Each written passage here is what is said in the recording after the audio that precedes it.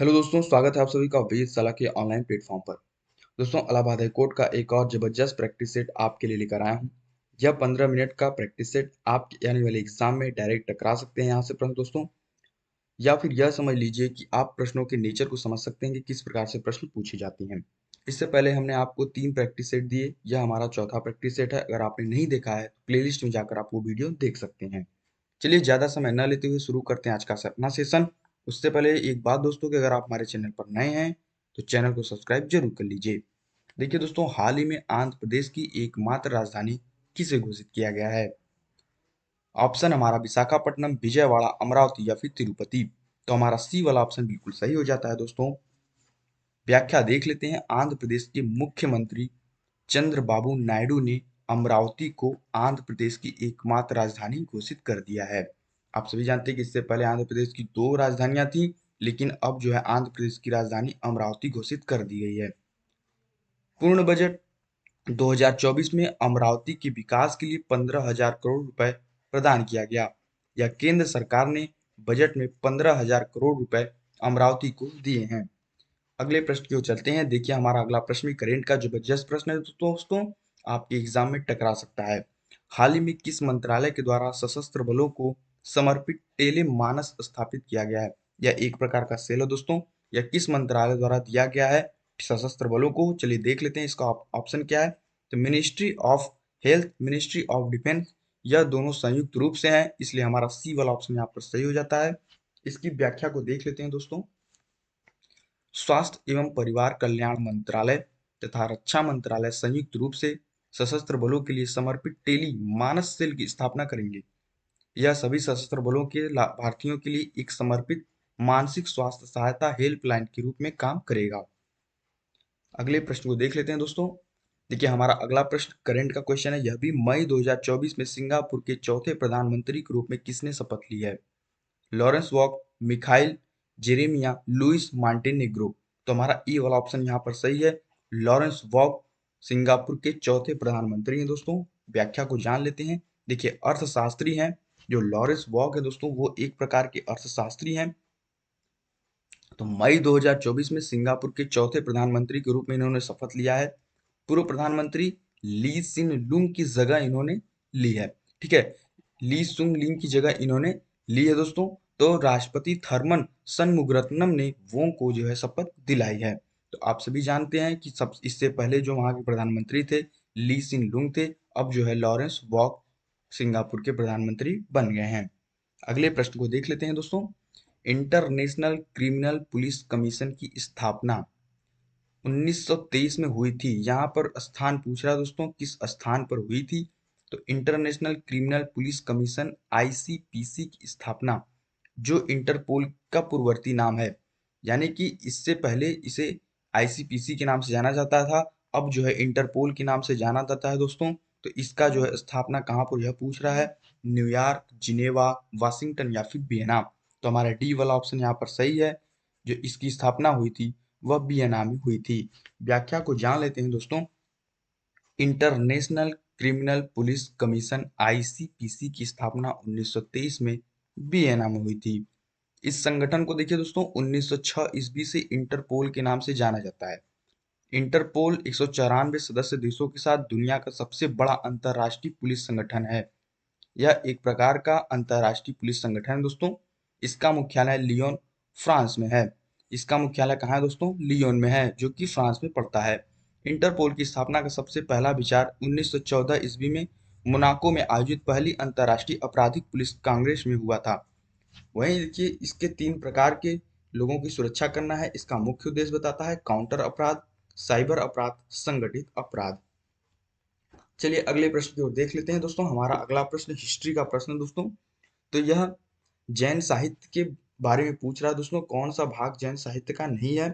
यहाँ पे जैन साहित्य दिए हैं और एक इसमें से जैन साहित्य नहीं है। तो हमारा ऑप्शन है थेरी गाथा, आचारांग सूत्र, कृतांग सूत्र या बृहत कल्प सूत्र। देखिए, जो जहाँ पर सूत्र लग जाते हैं दोस्तों वह जैन साहित्य हो जाता है, इसलिए हमारा ई वाला ऑप्शन यहाँ पर सही है। यह जैन साहित्य नहीं है, थेरी गाथा। व्याख्या को जान लेते हैं। थेरी गाथा एक बौद्ध ग्रंथ है जिसकी रचना बौद्ध भिक्षुणियों द्वारा की गई है। इसमें गीतों का संग्रह है। थेरी गाथाओं की संख्या जो है 552 है। आप बात का ध्यान रखेंगे। जो काव्य संग्रह के रूप में है। थेरी गाथा में 32 कवित्रों की कविताएं संग्रहित हैं, जबकि अन्य ग्रंथ जैसे आचारांग सूत्र, सूत्र कृतांग या बृहत कल्प सूत्र ये सारे जैन सूत्र ग्रंथ हैं। तो जहां सूत्र लग जाते हैं वहां पर जैन ग्रंथ हो जाता है। यह ट्रिक है। देखिए दोस्तों, 1923 में स्वराज पार्टी का गठन किसने किया था? तो आप सभी जानते हैं 1923 में जो है स्वराज पार्टी का गठन सी आर दास तथा मोतीलाल नेहरू द्वारा किया गया था। लेकिन यहाँ पर देखिए इसकी व्याख्या को जान लेते हैं, जहाँ से हमें बहुत सारी चीजें जानने को मिलेंगी। देखिए दोस्तों, चित्तरंजन दास को 1922 के गया अधिवेशन में कांग्रेस का अध्यक्ष चुना गया था, सी आर दास को। परंतु स्वराज पार्टी के निर्माण के लिए सी आर दास ने कांग्रेस के अध्यक्ष पद से त्याग पर दे दिया। अब क्या हुआ, स्वराज पार्टी की स्थापना 1 जनवरी 1923 को हो गई। 1 जनवरी 1923 को स्वराज पार्टी की स्थापना हो गई। परिवर्तन कार्यों का नेतृत्व करते हुए चित्तरंजन दास और पंडित मोतीलाल नेहरू ने साथ मिलकर इलाहाबाद में की। कहां पर की दोस्तों? इलाहाबाद में की, 1 जनवरी 1923 को। इसके अध्यक्ष कौन बने? अध्यक्ष बने सी आर दास। सचिव कौन बना? सचिव मोतीलाल नेहरू बनाए गए। और इस पार्टी का देखिए उद्देश्य क्या था दोस्तों? तो इस पार्टी का उद्देश्य क्या था कि पार्टी से चुनाव लड़ना, फिर चुनाव जीतना, फिर काउंसिल में प्रवेश करना और काउंसिल में प्रवेश करके भारत शासन अधिनियम 1919 का विरोध करना और उसमें सुधार करना इसका मुख्य उद्देश्य था। तो यहाँ तक बात आपको समझ में आ गई। अभी तक चैनल को सब्सक्राइब नहीं किया तो सब्सक्राइब जरूर कर दें। देखिए हमारा अगला प्रश्न है, मौलिक अधिकारों का संरक्षक है। मौलिक अधिकारों का संरक्षक दोस्तों क्या है? सर्वोच्च न्यायालय, संसद, राष्ट्रपति या फिर प्रधानमंत्री। तो हमारा जो सुप्रीम कोर्ट होता है दोस्तों, वह सर्वोच्च न्यायालय अधिकारों का, मौलिक अधिकारों का संरक्षक होता है। तो मौलिक अधिकारों का संरक्षक सर्वोच्च न्यायालय तथा उच्च न्यायालय होते हैं। अगले प्रश्न की ओर चलते हैं। देखिए, महाराष्ट्र में पश्चिम घाट को किस नाम से जाना जाता है? महाराष्ट्र में जो पश्चिम घाट दोस्तों, आप देखे होंगे, ये जो भारत है, इस तरीके से भारत है, जो महाराष्ट्र वाला रीजन है दोस्तों, इसके पश्चिमी घाट को किस नाम से जाना जाता है? तो वही प्रश्न पूछ रहा है दोस्तों। तो नीलगिरी की पहाड़ियां, कार्डमम की पहाड़ियां, सह्याद्री की पहाड़ियां या फिर अन्नामलाई की पहाड़ियां। तो जो महाराष्ट्र के पश्चिमी घाट है उसको हम सभी सह्याद्री की पहाड़ियों के नाम से जानते हैं। महाराष्ट्र एवं कर्नाटक की बात कर लें दोस्तों, में पश्चिम घाट को सह्याद्री के नाम से जानते हैं। यहाँ के इसका फैलाव पश्चिम सागर तट के समांतर लगभग 1600 किलोमीटर की लंबाई में, उत्तर में तापी नदी के मुहाने से दक्षिण में कन्याकुमारी अंतरीप तक पाया जाता है। यह एक ब्लॉक पर्वत है। इसकी पश्चिमी ढाल तीव्र तथा पूर्वी ढाल मंद एवं सीढ़ीनुमा होती है। सह्याद्री प्रायद्वीप के वास्तविक जल विभाजक का जो है निर्माण करता है। अगला प्रश्न देख लेते हैं दोस्तों, निम्नलिखित में से किस राज्य में कामेंग हाथी रिजर्व अवस्थित है? तो कामेंग हाथी रिजर्व के बारे में दोस्तों आपसे प्रश्न पूछ रहा है कि यह किस राज्य में स्थित है। चार ऑप्शन है, अरुणाचल प्रदेश, असम, नागालैंड या फिर मेघालय। तो इसका ए वाला ऑप्शन बिल्कुल सही है, अरुणाचल प्रदेश। कामेंग हाथी रिजर्व जो है अरुणाचल प्रदेश राज्य में स्थित है। आइए व्याख्या देख लेते हैं, भिन्न हाथी रिजर्व को देख लेते हैं, वह किस राज्य में स्थित है। तो कामेंग हाथी रिजर्व जो है अरुणाचल प्रदेश में स्थित है, इस बात को आप जान चुके हैं। वहीं लेमरू हाथी रिजर्व की बात करें तो यह जो है छत्तीसगढ़ में स्थित है। वायनाड हाथी रिजर्व जो है वायनाड केरल में है, केरल में स्थित है। नीलांबूर हाथी रिजर्व केरल में है। पेरियार भी केरल में है। वहीं काजीरंगा कार्बी एंगलोंग हाथी रिजर्व जो है असम राज्य में स्थित है। सोनितपुर हाथी रिजर्व अरुणाचल प्रदेश एवं असम में स्थित है। वहीं मयूर झरना हाथी रिजर्व पश्चिम बंगाल में स्थित है। इस बात का आप ध्यान रखेंगे, इसका स्क्रीनशॉट ले लेंगे। चलिए आगे देख लेते हैं, सर्वप्रथम क्षेत्रीय ग्रामीण बैंक की शुरुआत कब हुई थी? ऑप्शन 1955, 65, 1975 या फिर 1980। तो इसका जो सही वाला ऑप्शन है दोस्तों, वह हो जाता है 1975। आइए इसकी व्याख्या को जान लेते हैं। देखिए, सर्वप्रथम क्षेत्रीय ग्रामीण बैंक की शुरुआत 2 अक्टूबर 1975 में हुई थी। ग्रामीण बैंकों की स्थापना आरजी सरैया आयोग की संस्तुति पर की गई है। ठीक है, क्षेत्रीय ग्रामीण बैंक में केंद्र सरकार, राज्य सरकार तथा प्रवर्तक बैंक 50-15-35 के अनुपात में जो है पूंजी लगाते हैं। अगले प्रश्न की ओर चलते हैं दोस्तों।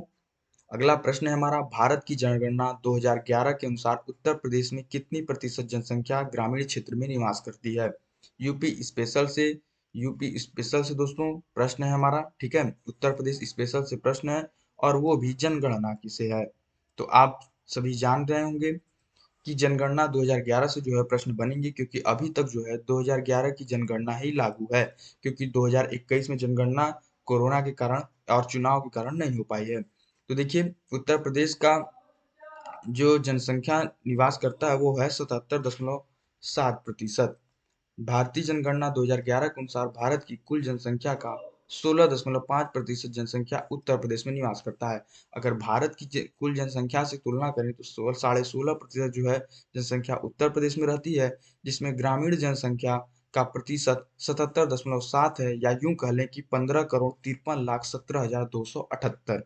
यह डाटा है, ठीक है, लगभग के डाटा है। देश की कुल ग्रामीण जनसंख्या में उत्तर प्रदेश जो है 18.62% है, यानी प्रथम स्थान पर है। चलिए आगे देख लेते हैं अगले प्रश्न की ओर। वह कौन सा केवल एक सांप है जो घोंसला बनाता है? तो सांप के बारे में पूछ रहा है दोस्तों, जो घोंसला बनाता है। Option chain viper, king cobra, करैत, अरांधती, सल्की वाइपर। देखिए दोस्तों, जो किंग कोबरा है वह जो है एकमात्र ऐसा सांप है जो घोंसला बनाता है। यहाँ पर दिया गया है किंग कोबरा नागराज एक ऐसा सांप है जो घोंसला बनाता है। मादा कोबरा को घोंसला बनाने में 3 से 4 दिन लगते हैं, जिसमें मादा कोबरा 20 से 30 अंडे देती है। किंग कोबरा संसार का सबसे बड़ा लंबा विषधर सांप है, ठीक है। इसकी लंबाई 5 से 6 मीटर होती है। यह पाया कहाँ जाता है? दक्षिण पूर्व एशिया तथा भारत के कुछ भागों में यह पाया जाता है। इसका जो है वैज्ञानिक नाम, जेनेरिक नाम जो है दोस्तों, यह है ओफियोगैस हना है। ओफियोफेगस हना इसका जो है जेनेरिक नाम है दोस्तों, जिसका अर्थ होता है सांप भक्षक। चलिए आगे देख लेते हैं। मानव शरीर का कौन सा भाग शरीर ताप को नियंत्रित करता है? हृदय, यकृत, फेफड़ा या फिर किडनी? तो जो शरीर को नियंत्रित रखने का कार्य होता है दोस्तों, वह फेफड़े का होता है। जान लेते हैं किस प्रकार यह कार्य करता है। देखिए, श्वसन क्रिया के दौरान शरीर के ऊतकों में प्रोटीन, वसा और कार्बोहाइड्रेट के उपापचय से शरीर को जो ऊष्मा मिलती है, और इसके साथ ही जलवाष्प तथा कार्बन डाइऑक्साइड गैस जैसे पदार्थ उत्पन्न होते हैं। इसका निष्कासन फुफ्फुस श्वसन क्रिया के दौरान करता है। फुफ्फुस जो है एक धमनी होती है जो श्वसन क्रिया के दौरान इसका निष्कासन करती है, जिसके चलते शरीर का ताप जो है नियंत्रित होता रहता है। ताप बढ़ता है, लेकिन फुफ्फुस के द्वारा जो है ताप का जो निष्कासन हो जाता है, जिससे इसका ताप नियंत्रण हो जाता है। देखिए, निम्नलिखित में से किसमें पौधों में जल और अन्य पदार्थों को वहन करने के लिए विशिष्ट चालक नहीं होते? देखिए, विशिष्ट चालक कौन से? जल और अन्य पदार्थों को जो चालक होते हैं, वहन करते हैं, उसका नाम फ्लोएम जाइलम होता है। फ्लोएम जाइलम होता है। तो इसमें से किस प्रकार के पौधों में नहीं होते? देखिए, मर्केंसिया, मसीलिया, साइकस या फिर फर। देखिए दोस्तों, मर्केंसिया जो है एक ब्रायोफाइटा टाइप का पौधा है, ठीक है। ब्रायोफाइटा वर्ग का पौधा मर्केंसिया आता है, जिसमें क्या होता है, इस वर्ग के पौधे में जल, अन्य पदार्थों को वहन करने के लिए विशिष्ट चालक उत्तक जैसे संवहन उत्तक जैसे जाइलम एवं फ्लोएम नहीं होते। जो ब्रायोफाइटा वर्ग के पौधे होते हैं, उसमें फ्लोएम और जाइलम नहीं पाए जाते, और उस ब्रायोफाइटा में मर्केंसिया भी आता है। अतः इसमें देखिए विशिष्ट चालक उत्तक नहीं पाए जाते। अब ब्रायोफाइटा में वास्तविक जड़ों का अभाव होता है दोस्तों, ठीक है। जो ब्रायोफाइटा एक वर्ग है जिसमें कई प्रकार के पौधे आते हैं, है ना, तथा जड़ों के स्थान मूलाभास पाए जाते हैं, ठीक है। इसमें लैंगिक एवं अलैंगिक दोनों प्रकार का जनन होता है। अगले प्रश्न की मूव करते हैं। देखिए दोस्तों, यहाँ पर हिंदी के प्रश्न भी हमने आपके लिए लगाए हैं। इससे आपको यह आइडिया लगेगा कि हिंदी से किस प्रकार से प्रश्न आपसे पूछे जाते हैं। तो चलिए, अगर आपने अभी तक हमारे सेशन को लाइक और सब्सक्राइब नहीं किया है तो लाइक सब्सक्राइब कर दीजिए, और अपना फीडबैक कमेंट बॉक्स में जरूर दीजिएगा। देखिए दोस्तों, कंठ, महाप्राण, घोष, व्यंजन, वर्ण का उदाहरण कौन सा है? यहाँ पे कंठ भी होना चाहिए, महाप्राण भी होना चाहिए और घोष व्यंजन होना चाहिए। या तीनों को एक साथ इंक्लूड कर दिया है, तीन प्रश्नों को एक साथ सम्मिलित करके आपसे एक प्रश्न बना दिया है कि वह कंठ भी होना चाहिए, महाप्राण भी होना चाहिए और घोष व्यंजन होना चाहिए। देखिए, यहाँ पर सभी कंठ हैं दोस्तों, लेकिन महाप्राण कौन सा है और घोष कौन सा है? तो देखिए, यहाँ पर जो डी वाला ऑप्शन है दोस्तों, वह सही है, क्योंकि यह कंठ के साथ साथ महाप्राण और घोष व्यंजन है। आइए देख लेते हैं कौन कौन से किस वर्ण है। देखिए, ह वर्ण, कंठ, महाप्राण, घोष वर्ण का उदाहरण है। शेष विकल्पों का विवरण देखिए इस प्रकार है दोस्तों कि क की अगर बात कर लें तो क कंठ है, अल्प प्राण है, अघोष वर्ण है। वहीं ख भी कंठ है, महाप्राण है, अघोष वर्ण है। अंग क्या है? कंठ है, अल्प प्राण है, अघोष वर्ण है। तो अल्प प्राण, महाप्राण, अल्प प्राण, महाप्राण, इस तरीके से इसका सीक्वेंस चलता है। चलिए आगे देख लेते हैं। संधि का प्रश्न दोस्तों पूछ रहा है, भूर्ध्व का संधि विच्छेद होगा। भूधन, ऊर्ध्व, भूध्व, भूध्व या भूव। तो इसका देखने से ही लगता है कि दोस्तों यह वाला ऑप्शन बिल्कुल सही हो जाएगा। भूर्ध्व का संधि विच्छेद जो है ये यही होगा। और यह किस प्रकार की संधि है दोस्तों? तो यह दीर्घ स्वर संधि है। रातों रात शब्द में समास है। रातों रात शब्द में समास है तत्पुरुष समास, द्वंद्व समास, अव्ययी भाव समास या फिर कर्मधारय समास। देखिए दोस्तों, रातों रात में जो है ये अव्ययी भाव समास है। क्यों? यह एक प्रकार का, इसका जो उपसर्ग दोस्तों, यह एक प्रकार का अव्यय है। ठीक है, देखिए यहाँ पर व्याख्या दिया गया है, जिस समास का प्रथम पद अव्यय हो या कोई उपसर्ग हो वहां अव्ययी भाव समास होता है, जैसे रातों रात, दिनों दिन। अगला प्रश्न है हिंदी का प्रश्न दोस्तों। 5 प्रश्न हिंदी के यहाँ पर हमने आपके लिए लिए हैं। ठीक है, वह दंड से बचना चाहता था, इसलिए वह भाग गया। निम्नलिखित विकल्पों में से इस वाक्य के लिए निम्न कौन सा एक उचित सरल वाक्य होगा? यानी इतना लंबा चौड़ा वाक्य है दोस्तों, इसमें से हमें बताना है कि एक सरल वाक्य कौन सा होगा। वह दंड से बचना चाहता था, भाग गया, नहीं। बचना चाहता था इसलिए भाग गया, नहीं, सही नहीं लग रहा है। दंड से बचने के लिए वह भाग गया, यह देखिए ऑप्शन बिल्कुल सही लग रहा है कि दंड से बचने के लिए वह भाग गया। तो हमारा यह सी वाला ऑप्शन बिल्कुल सही है।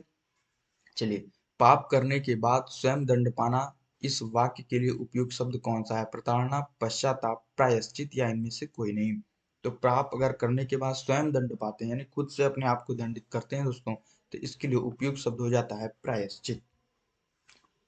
देखिए, पाप करने के बाद स्वयं दंड पाना, इस वाक्यांश के लिए जो सबसे उपयुक्त शब्द है वह है प्रायश्चित।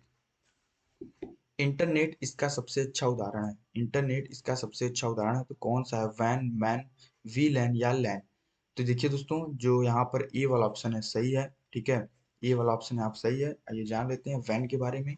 देखिए, इंटरनेट वैन यानी वाइड एरिया नेटवर्क का एक उदाहरण है, जो विभिन्न शहरों या देशों तथा राज्यों को आपस में जोड़ता है, अर्थात पूरी दुनिया में फैला हुआ है।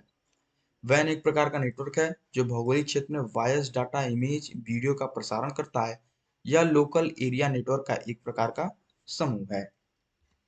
अगला प्रश्न देख लेते हैं दोस्तों, जबरदस्त प्रश्नों का सीरीज है दोस्तों। ठीक है, तो बने रहिएगा हमारे साथ। 25 प्रश्न आपके कंप्लीट होने वाले हैं। गूगल क्रोम ब्राउजर में पेज लोडिंग को रोकने के लिए निम्नलिखित में से कौन सी की दबाई जाती है? तो अगर आप किसी साइट को खोले हुए हैं, लेकिन अगर आप चाहते हैं कि उसे हम बंद कर दें, उसकी लोडिंग को रोकना चाहते हैं, तो उसके लिए कौन सी की दबाई जाती है? Alt plus S, tab, Ctrl plus S या स्केप? देखिए यहाँ पर डी वाला ऑप्शन बिल्कुल सही हो जाता है। स्केप बटन को आप, कुंजी को आप दबाते हैं। चलिए आगे देख लेते हैं। यूपी स्पेशल का क्वेश्चन है दोस्तों। इनमें से निम्न कौन सी नदी उत्तर प्रदेश राज्य से प्रवाहित नहीं होती? तो यूपी के बारे में पूछ रहा है कि कौन सी नदी है जो प्रवाहित नहीं होती। यह बात का आप ध्यान रखना है। 4 नदियां दी गई हैं, सोन, हिंडक, हिंडन, गंडक तथा शारदा नदी। देखिए दोस्तों, ये जो गंडक नदी है यह यूपी से प्रवाहित नहीं होती। आइए जान लेते हैं क्यों नहीं होती। गंडक नदी का उद्गम जो है नेपाल से होता है, नेपाल हिमालय से होता है, जहाँ इसे शालिग्रामी, सालग्रामी और मैदानी भागों में नारायणी और सप्तगंडकी के नाम से जानते हैं। यह नदी उत्तर प्रदेश, महाराजगंज और कुशीनगर जिले तथा बिहार राज्य की सीमा बनाती हुई पटना के पास गंगा में मिल जाती है। यानी कि दोस्तों, यह जो है ये यूपी है, ये उत्तर प्रदेश है और यह जो है बिहार है। ठीक है दोस्तों, तो यह जो है नेपाल से आती है, लेकिन यह यूपी में प्रवेश नहीं करती। यह सीमा बनाते हुए यह जो है पटना पटना यहाँ पर है बिहार में, इस यहाँ पर प्रवेश कर जाती है। तो यह यूपी में प्रवेश नहीं करती, लेकिन यूपी बिहार का सीमा बनाते हुए पटना राज्य में गंगा से मिल जाती है। आइए, निम्नलिखित जनपदों में से किसमें साक्षरता दर सबसे कम है? देखिए दोस्तों, बुलंदशहर, श्रावस्ती, कुशीनगर या फिर उन्नाव? तो देखिए दोस्तों, यहाँ पर जो हमारा सही वाला ऑप्शन हो जाता है वह भी हो जाता है कि सबसे ज्यादा साक्षरता दर जो है कम जो है श्रावस्ती में है। और आप सभी जानते हैं कि श्रावस्ती में सबसे ज्यादा उपदेश गौतम बुद्ध ने दिया था। देखिए व्याख्या की देख लेते हैं। उत्तर प्रदेश में सबसे कम साक्षरता दर वाला जिला जो है श्रावस्ती है, जहां साक्षरता दर 2011 की जनगणना के अनुसार 46.74% की है। जबकि सबसे अधिक साक्षरता दर गौतम बुद्ध नगर की है, 80.12%। तो अगर उत्तर प्रदेश की कुल साक्षरता दर की बात करें तो इसकी कुल साक्षरता दर 67.7% है। हमारा 24वां प्रश्न है दोस्तों। उत्तर प्रदेश में नॉलेज पार्क की स्थापना की जा रही है। यह भी करंट का क्वेश्चन है दोस्तों, जबरदस्त यूपी स्पेशल करंट का क्वेश्चन है। ठीक है, वाराणसी, नोएडा, लखनऊ या फिर ग्रेटर नोएडा? देखिए दोस्तों, कंफ्यूज ना होइएगा। अगर नॉलेज पार्क की बात करें तो इसका निर्माण जो है ग्रेटर नोएडा में किया जा रहा है। हमारा आज का अंतिम प्रश्न दोस्तों, कर्नाटक कंबाला त्योहार किससे संबंधित है? तो इस प्रैक्टिस सेट का अंतिम प्रश्न है दोस्तों। ठीक है, अंतिम प्रश्न है। 25 प्रश्नों का सीरीज कंप्लीट हो रहा है। तो यह बताइए, कर्नाटक का कंबाला त्योहार किससे संबंधित है? मुर्गों की लड़ाई, भैंसों की लड़ाई, आदिवासी नृत्य या फिर सांडों की लड़ाई से? तो इसका जो सही वाला ऑप्शन है दोस्तों, बफेलो रेस यानी भैंसों की लड़ाई से संबंधित है कंबाला त्योहार। कंबाला त्योहार कर्नाटक राज्य के तटीय इलाकों में आयोजित की जाने वाली एक 2 दिवसीय भैंसा दौड़ है। 2 दिन का भैंसा दौड़ है। यह त्योहार तमिलनाडु के जलीकट्टू, देखिए दोस्तों, तमिलनाडु में क्या होता है, जलीकट्टू, लेकिन इसमें क्या होता है, यहाँ पर बैल होते हैं। बस अंतर इतना है कि भैंसों को शामिल किया जाता है, जबकि जलीकट्टू में बैल को शामिल किया जाता है। तो कर्नाटक में कंबाला त्योहार और तमिलनाडु में जल्लीकट्टू त्योहार। दोस्तों, आपके लिए जो प्रश्न है वह यह प्रश्न आपके लिए है। इसका आंसर आप हमें कमेंट बॉक्स में जरूर दीजिएगा। और एक बार फिर से पुनः आपसे रिक्वेस्ट है कि अगर आप हमारे चैनल पर नए हैं तो चैनल को सब्सक्राइब जरूर कर लीजिएगा, क्योंकि इस तरह के प्रैक्टिस सेट और महत्वपूर्ण जानकारियाँ आपको मिलती रहेंगी। चलिए मिलते हैं अपने नेक्स्ट सेशन में, तब तक के लिए धन्यवाद।